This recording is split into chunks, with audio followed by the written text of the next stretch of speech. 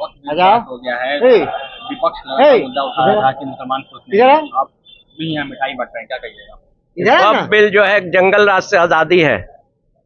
आज इस वक्फ बिल से लोग तरात हैं और खासकर मुसलमानों ने ज्यादा परेशानी झेला है।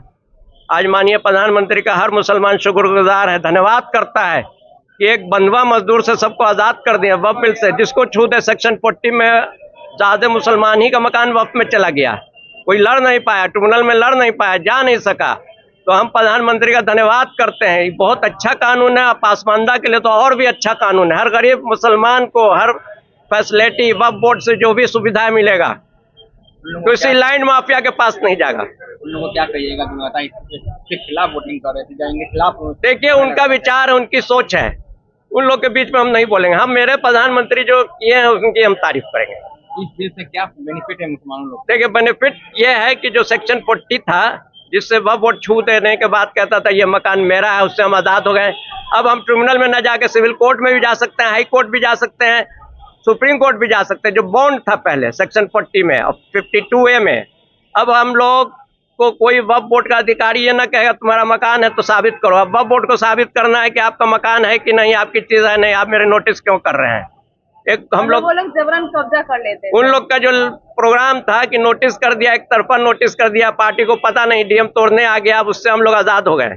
और सिर्फ हम नहीं, पूरे बिहार के, हिंदुस्तान के मुसलमान आजाद हो गए। आप बोल रहे हैं कि मुसलमान इस चीज से आजाद हो गए, लेकिन इतना जो धरना हुआ, प्रदर्शन हुआ, वो क्या? देखिए, उन लोग लाइन माफिया हैं, उन लोग की बात मेरे से नहीं कीजिए। आइए फिरोज भाई आइए ना भैया, तो हम लोग दिखाएं तो बना चीज दिखाएं। 98 वोट पड़े विपक्ष की तरफ से और 200 से ऊपर वोट पड़े विपक्ष की तरफ से। वक्फ बिल पारित हो गया, अब सिर्फ राष्ट्रपति की मुहर बाकी है, क्या कहेंगे? वो तो पास होना ही था। जो सही होता है वो सही होता है, जो गलत है वो गलत है।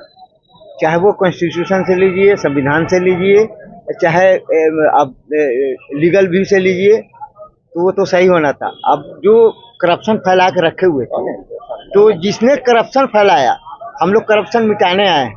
और जो वक्फ बोर्ड में इतनी करप्शन फैल गई थी, कोड ऑफ कंडक्ट से लेके सारे चीज को, बुनियाद को इन लोगों ने हिला डाला था। गरीब तबके के लोग सही तरीके से नहीं रह पाते थे, सब माफिया जो हड़प लेके बैठे हुए थे, हर दुकान से लेके ई तक। अब ये हुआ कि अब जो हमारे नरेंद्र मोदी जी ने जो वक्फ बोर्ड को बिल पास किया, वो उसमें सारे मुसलमानों को रिलीफ मिलेगा, हर चीज की सुविधा मिलेगी।